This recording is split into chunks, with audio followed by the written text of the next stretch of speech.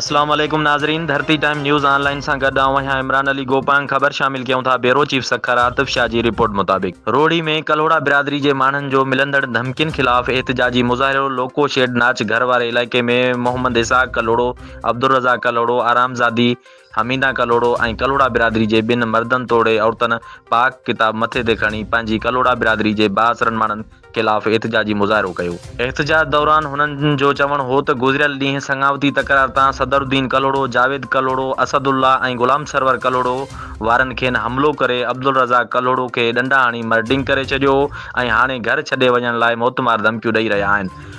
जनमा खेनि फैमिली खे ख़तरो आहे। हुननि DIG ऐं SSP सखर सिंगार अली मलिक खां मुतालबो कयो आहे त धमकियूं ॾींदड़ मुखालफ़नि ख़िलाफ़ क़ानूनी कार्रवाई करे खेनि तहफ़ुज़ फ़राहम कयो वञे।